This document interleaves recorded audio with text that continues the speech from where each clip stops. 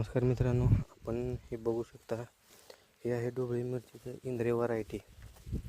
आपण आज याची लागवड करत आहोत. लागवडीसोबतच आपण याला एक थोडीशी ड्रेंचिंग म्हणा किंवा थोडासा आधार झाडासाठी, त्यासाठी आपण एका टबमध्ये अर्धा ग्रॅमने 22 टीन, परत अर्धा ग्रॅमनं ह्युमिक ॲसिड आणि अर्धा ग्रॅमने